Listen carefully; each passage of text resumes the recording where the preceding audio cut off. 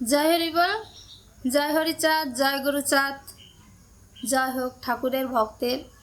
শ্রী শ্রী হরিচাঁদ ঠাকুরের লীলা মাহাত্ম্য তুলে ধরেছেন আমার তারকচাঁদ। তারক গোসাই যদি পৃথিবীতে না আসতো তাহলে আমার হরিচাঁদ ঠাকুর এবং গুরুচাঁদ ঠাকুর কাউকেই এই ভক্তের মাঝে কেউই চিনত না, এই জগতে তার নাম প্রচার হতো না। তো আমার তারক গোসাই আমার হরিচাঁদ ঠাকুরকে বাঁচিয়ে রেখেছে তার লিখনির মাধ্যমে, আর সেই লিখনির মাধ্যমেই আমরা পেয়েছি আমাদের এই মতুয়া দর্শন, মতুয়া ধর্ম, যে ধর্মের আলোকে আমরা পেয়েছি আমাদের অধিকার, আমাদের শিক্ষার অধিকার, অর্থনৈতিক অধিকার, কিভাবে জীবিকা নির্বাহ করতে হয় বাণিজ্য করে, সেটা গুরুচাঁদ ঠাকুর নিজে হাসতে সকলকে দেখিয়েছে। তো সেই তারক গোসাই সম্পর্কে দুটো কথা বলার চেষ্টা করছি। তো ভক্তরা আমাকে আশীর্বাদ করবেন, আপনাদের শ্রীচরণে আমার ভক্তিপূর্ণ প্রণাম জানিয়ে আমি আমার তারক গোসাই সম্পর্কে দুটো কথা বলছি। যশোরের নড়াইল জেলার জয়পুর গ্রাম, নবগঙ্গা নদীর অববাহিকায় উত্তর পাশে অবস্থিত এই জয়পুর গ্রাম। পিতা ছিলেন কাশীনাথ, মাতা অন্নদা দেবী।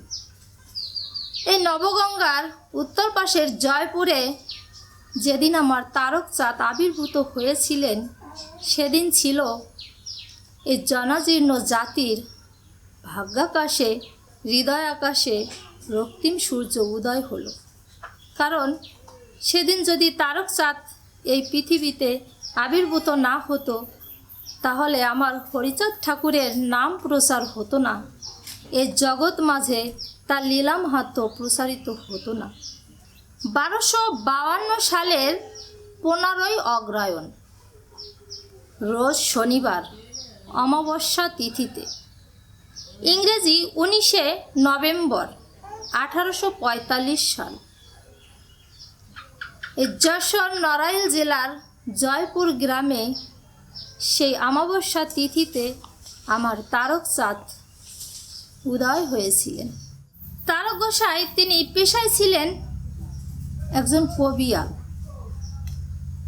তিনি এত সুদগ্ধ পণ্ডিত, জ্ঞান সাম্রাজ্যের প্রতি তার এত জ্ঞানগর্ব ছিল যে আমার এই তারক গোসাইকে যশোর জেলার কালিয়া গ্রাম নিবাসী যে পণ্ডিতবর্গ ছিল, ওনরা তারকের গুণকীর্তন, জ্ঞানে, দক্ষতায় এতটা খুশি, বিমুগ্ধ হয়েছিলেন যে আমার তারক গোসাইকে রসরাজ বলে উপাধি দিয়েছিলেন। তেমনি আমার গুরুচাঁদ ঠাকুর তারককে এতটা ভালোবেসেছিলেন আর তারককে এতটা আপন করে নিয়েছিলেন যে তার গুণগানের জন্য আমার তারককে গুরুচাঁদ ঠাকুর নিজে উপাধি দিয়েছিলেন প্রেমিক শিরোমণি। আবার এদিকে আমার তারককে ভাগবত উপাধি দিয়েছিলেন নড়াইলের পণ্ডিত সমাজ। সেই সময়ে তাহলে আমার তারক গোসাই কতটা শাস্ত্রজ্ঞ পণ্ডিত ছিলেন। তখনকার সময়ে কালিয়া গ্রামবাসী খুবই জ্ঞানী পণ্ডিতগণে ভরপুর ছিল, সুশীল সমাজ ছিল। তো কালিয়া গ্রামবাসী প্রায় ঘরেই তখনকার সময় ওই এলাকা দিয়ে খুব পরিমাণ দুর্গাপূজা হইত। আর ওই দুর্গাপূজার সময় ওই কালিয়া বাজারে কালিয়া গ্রামবাসী সকলে মিলে কবিগানের আয়োজন করে। আর সেই কবিগানে স্বয়ং কবিয়াল ছিল তারক গোসাই। তো তারক গোসাই ওখানে কবিগান গাচ্ছিল। তো ওই গানের মাঝে উপস্থিত ছিলেন আমার মৃত্যুঞ্জয় গোসাই। গানের আসরে যখন আমার তারক গোসাই ভগবানের রূপ বর্ণনা করছিলেন, ওই রূপ বর্ণনা যখন করছিলেন তখন আসরে উপস্থিত ভক্তরা মনোযোগ সহকারে শুনছিলেন যে ভগবান আসলে কেমন হতে পারে। এই রূপ বর্ণনার মাঝেই ভগবানকে উপলব্ধি করছিলেন। তো ওখানে যে বসেছিলেন মৃত্যুঞ্জয় গোসাই, তো মৃত্যুঞ্জয় গোসাই তারকের এই ভগবানের রূপ বর্ণনা শুনে অবাক হয়ে গেল এবং সে মনে মনে ভাবতেছিল কখন গান শেষ হবে আর আমি এই কবিয়ালের সঙ্গে দুটো কথা বলবো। তো এক সময় গানের আসর শেষ হলো এক পালা। তখন আমার মৃত্যুঞ্জয় গোসাই বাইরে এসে তারককে বলল, ওহে তারক, তোমার সঙ্গে আমি দুটো কথা বলতে চাই। তখন তারক গোসাই বলল, বলো গোসাই, কি বলতে চাও? তখন বলল, তুমি যেমনটি করে যে সুন্দর করে গান গাচ্ছিলে আর ভগবানের রূপ বর্ণনা করছিলে, তো তুমি কি তোমার এই স্বচক্ষে কখনো ভগবান দর্শন করেছো? তখন আমার তারক বলেছিল, ধুর, এ হয় নাকি? ভগবানকে কি কখনো দেখা যায়? এই চামড়ার চোখে কি করে দর্শন করব? আমার তো সেই সৌভাগ্য নেই। তো একথা শোনার পর মৃত্যুঞ্জয় গোসাই আবার বলে, না তারক, তুমি একটু ভেবেই বলো। তুমি যেমনটি করে ভগবানের রূপ বর্ণনা করলে, আমার তো মনে হয় তুমি নিজে স্বচক্ষে তুমি ভগবানকে দর্শন করেছো। তখন তারক বলল, না গোসাই, আমি যতটুকু শাস্ত্র আদি পড়েছি এবং যতটুকু জ্ঞান আমি অর্জন করেছি, তো তার মাঝেই আমি এমনটি পেয়েছি, কিন্তু আমি ভগবান দর্শন করতে পারিনি। তখন আমার মৃত্যুঞ্জয় গোসাই আমার তারককে বলল, ও তারক, তুমি কি ভগবান দর্শন করতে চাও? তখন তারক বলল, ভগবান দর্শন এ কখনো হয় নাকি? তাকে সাধনা করে পাওয়া যায় না, তপস্যা করে পাওয়া যায় না, আর তুমি আমাকে ভগবান দর্শন করাবে, এটা কি করে হয়? আমার মৃত্যুঞ্জয় গোসাই তখন বুঝতে পেরেছে, তাই তখন বলল, তারক, যদি কখনো তোমার মনে হয় তুমি ভগবান দর্শন করবে, তাহলে তুমি কালিয়া আশ্রমে এসো আমার কাছে, আমি তোমাকে ভগবান দর্শন করাবো। এই বলে মৃত্যুঞ্জয় গোসাই ওখান থেকে চলে গেল। তো তারক গোসাই ওখানে গান শেষ হলো, উনিও বাড়িতে চলে গেল। কিছুদিন পর সকালবেলা তো তারক গোসাই যখন এর আগে জয়পুরের যে পরশমণি শ্মশান রয়েছে, ওখানে তারক গোসাই গভীর নিশীতে ধ্যানে মগ্ন হতো যে। আর আমার তারক তো ছিল স্বয়ং শ্যামা মায়ের বরপুত্র। তো ওখানে গভীর নিশীতে ধ্যান করত। তো এরকম ধ্যান করতে করতে একদিন দৈববাণীতে মা শ্যামা আমার তারককে বলেছিল, তারক, এ রাস্তা তোমার নয়, তুমি তোমার পথ পরিবর্তন করো, তুমি এভাবে থাকলে হবে না, তোমার রাস্তা অন্য দিকে। তো ওই শ্যামা মায়ের ওই দৈববাণী কথাটা আমার তারকের সকালবেলা মনে পড়ল যে এই কি ইশারা ইঙ্গিত, তাই যে আমায় বলেছিল এ রাস্তা তোমার নয়। তাহলে গানের আসরে মৃত্যুঞ্জয় গোসাই যখন আমাকে বলেছিল ভগবান দর্শন করতে চাইলে তুমি আমার আশ্রমে যেও, আমি তোমাকে ভগবান দর্শন করাবো, তাহলে কি এই গোসাই কি আমার সেই পথের দিশারি হবে? এ কথা বলে আমার তারকের মন খুব আকুল হয়ে গেল। সে আর কিছুতেই থাকতে পারল না। তখন তারক খুব সকালবেলায় ওই সময়ই কালিয়ার উদ্দেশ্যে রওনা হলো। সকাল 10টার ভিতর মৃত্যুঞ্জয় গোসাইয়ের আশ্রমে তারক গোসাই গিয়ে উপস্থিত। তো মৃত্যুঞ্জয় গোসাইয়ের মন্দিরে আমার তারক গোসাই যখন প্রণাম করে তাকিয়ে দেখে মন্দিরের ভিতরে আমার মৃত্যুঞ্জয় গোসাই ধ্যানমগ্ন আছে। তাই উনি এটা দেখে ওনার পিছনে তারক বসে রইল। কিছু সময় পর এক লোক আসলো, এসে তারক গোসাইকে জিজ্ঞাসা করলো, কে বাছা তুমি? বাড়ি কই? কোথায় নিবাস তোমার? একথা শুনে তারক গোসাই তখন বলল, আমার নিবাস জয়পুর, আমি এসেছি গোসার কাছে। তখন ওই লোকটি বলল, গোসার কাছে এসেছো? গোসাই তো মন্দিরে ধ্যানমগ্ন আছে, কখন ওনার ধ্যান ভগ্ন হবে আমি বলতে পারি না। একথা বলে লোকটি ওখান থেকে চলে গেল। তো একথা শোনার পর তারক গোসাই ওখানে চুপচাপ করে বসেই রইল। দেখি কখন গোসার ধ্যান ভগ্ন হয়, তারপর আমি গোসাইয়ের সাথে কথা বলি। মৃত্যুঞ্জয় গোসাই প্রায় 6 থেকে 7 ঘন্টা ধ্যানমগ্ন অবস্থায় ছিল। দুপুর শেষে বেলা গড়িয়ে যখন পরন্ত বিকেল হলো, তখন আমার মৃত্যুঞ্জয় গোসাইয়ের ধ্যান ভগ্ন হলো। পিছন মুয়া ফিরে দেখে আমার তারক গোসাই ওখানে বসে রয়েছে। তো তারক গোসাইকে দেখে আমার মৃত্যুঞ্জয় একটু খুশিই হলো, আর বলল, কিরে তারক, কখন আসলে তুমি? তখন বলল, এই তো গোসাই, এসেছি সকালবেলাতেই। তখন বলল, আহারে, তা আমায় একটু ডাকতে পারতে। একথা বলার পর বাড়ির একটা মেয়েকে মৃত্যুঞ্জয় গোসাই ডেকে বলল, এই গামছা নিয়ে আয় তো, তেল নিয়ে আয়, তাড়াতাড়ি তেল দে, গামছা দে। যাও তারক, স্নানটা সেরেই আসো, খাওয়া দাওয়া তো হয়নি। তো তেল আর গামছা এনে দিল, আর মৃত্যুঞ্জয় গোসাই তখন ঘরের ভিতরে চলে গেল। কাশীশ্বরী দেবী অর্থাৎ মৃত্যুঞ্জয় গোসাইয়ের সহধর্মিণী, তো কাশীশ্বরী দেবীকে বলল, কি রান্না হলো? বলল, প্রতিদিনকার মতন আজকেও সেই একই রকমের রান্না হলো। বলল, আচ্ছা ঠিক আছে, রান্না সারো, আমার তারক এসেছে, অনেক ক্ষুধার্ত, খেতে হবে যে।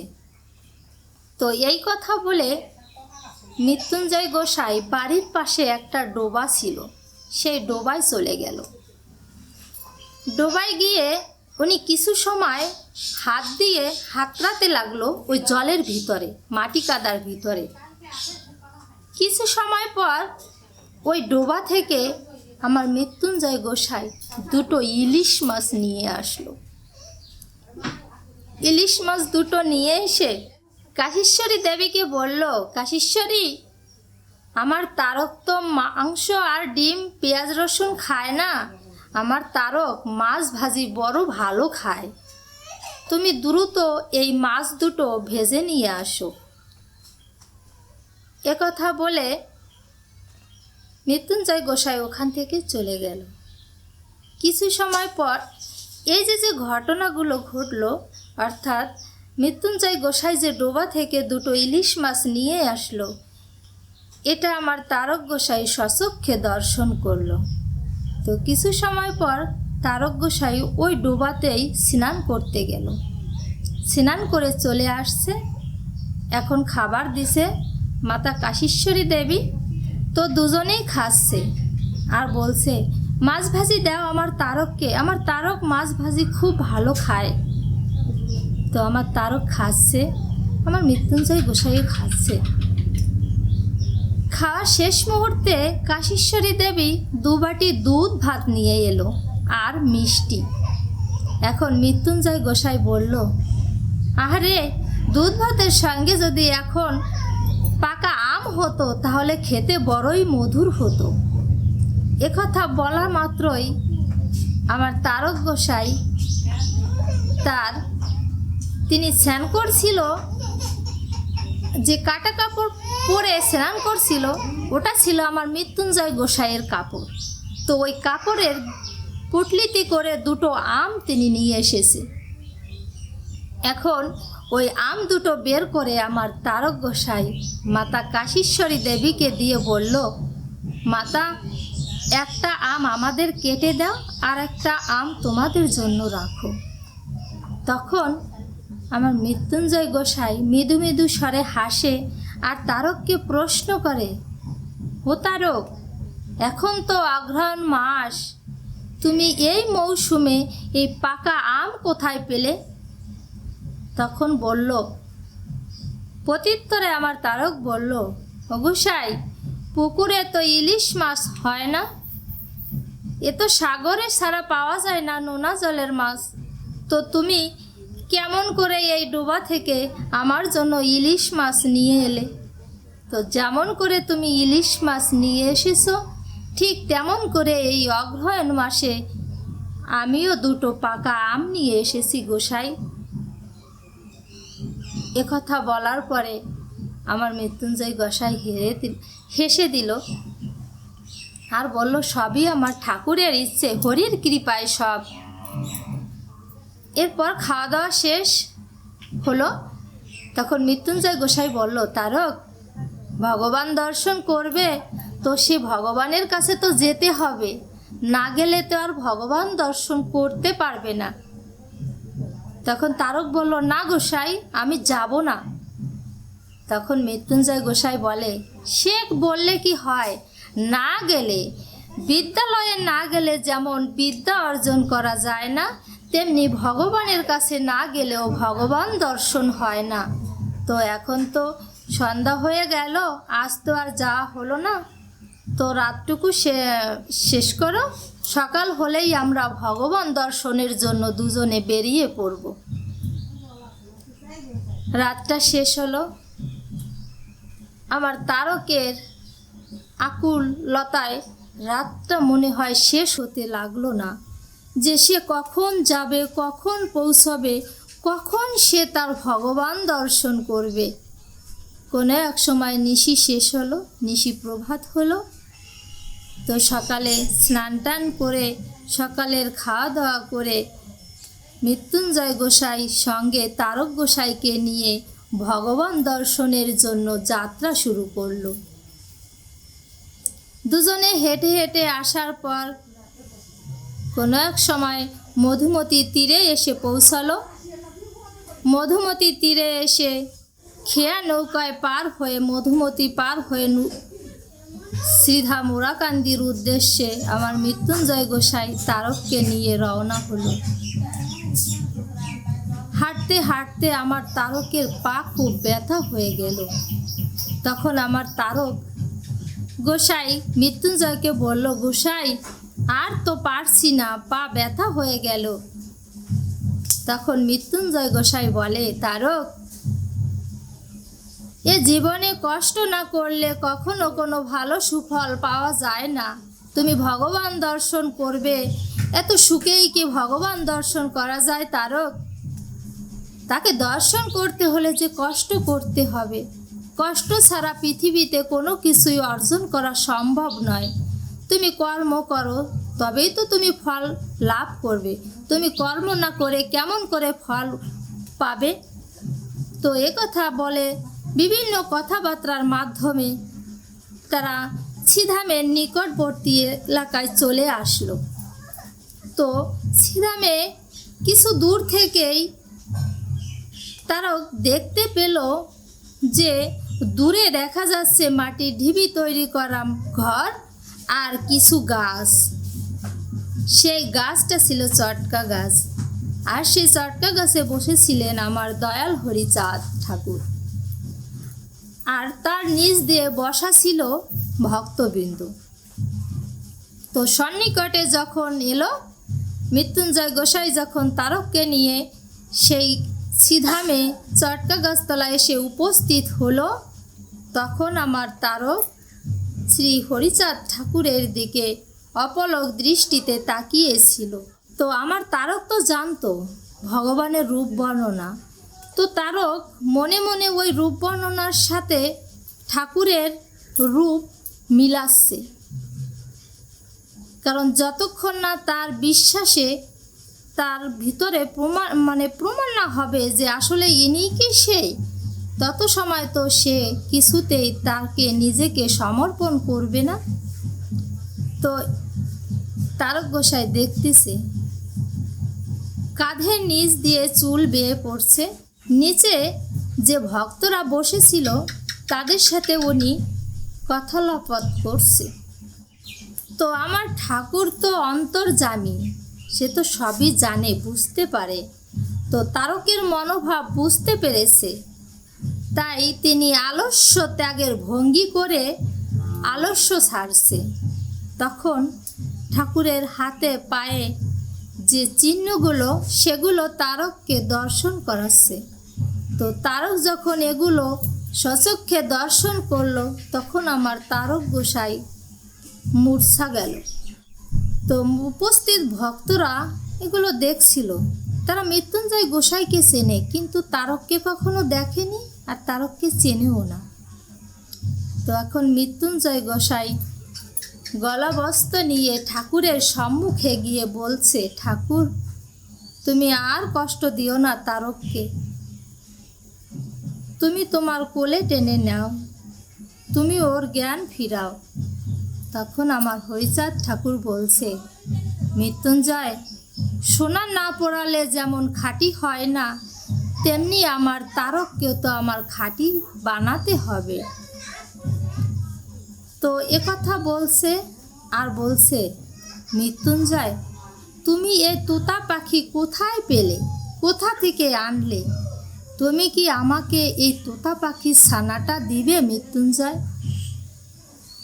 একথা বলার পর হরিচাঁদ ঠাকুর মৃত্যুঞ্জয় গোসাইকে বলে, ওরে মৃত্যুন,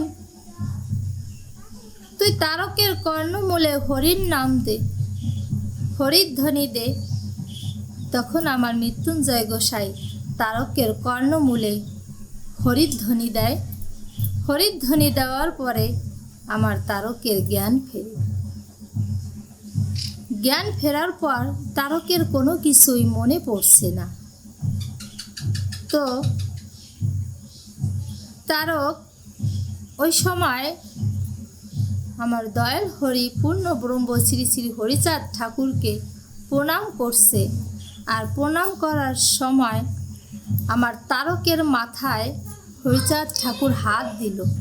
হাত দেওয়ার পরে তারকের সারা শরীরে যেন বিদ্যুৎ চমকাচ্ছে, এমনটি হলো। তখন তারকের সব কিছু মনে পড়ে গেল। তো মনে পড়ার পর তখন মৃত্যুঞ্জয় গোসাই বলে, বাবা, এই নাও তোমার তোতা পাখির ছানা, এ ছানা তোমার জন্যই এনেছি। তখন হরিচাঁদ ঠাকুর তারককে বলল, তারক, কি করো তুমি? সে তো জানে, তবুও তারককে জিজ্ঞাসা করলো। তখন তারক বলল, একটু একটু কবিগান গাইতে পারি না, ভালো স্বর নেই কণ্ঠে, কেউ গান শোনে না আমার, কি আর করব। তখন আমার তারককে আমার ঠাকুর বলে, তুমি যেখানে থাকো ওখানে যে হাট আছে, তোমার লোকজন নিয়ে, সকলকে নিয়ে তুমি 7 হাট ওখানে কবিগান গাইবে আর বলবে, আমার গান কেউ শোনে না, আমি ভালো কবিয়াল নই, আমার গানে স্বর নেই, একথা বলবে। বলার পরে তুমি সকল ভক্তবৃন্দর কাছ থেকে তুমি আশীর্বাদ নেবে। এ সময় বিভিন্ন আলাপ আলোচনা করতে করতে নিশি হয়ে গেল। নিশি শেষে প্রভাত হলো। প্রভাত শেষে ঠাকুরের কাছ থেকে মৃত্যুঞ্জয় গোসাই আর আমার তারক গোসাই বিদায় নিল।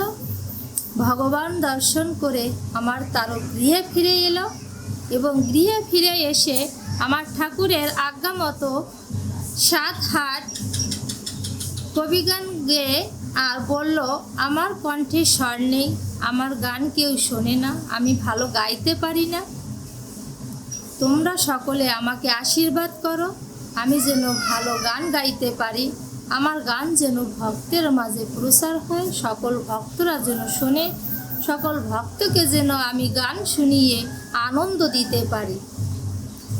এভাবেই আমার তারক আশীর্বাদ প্রাপ্ত হলো এবং আমার ঠাকুরের সেই ভগবান দর্শন করল। এখানেই শেষ করছি। জয় হরিচাঁদ, জয় গুরুচাঁদ, জয় হোক সকল ভক্ত।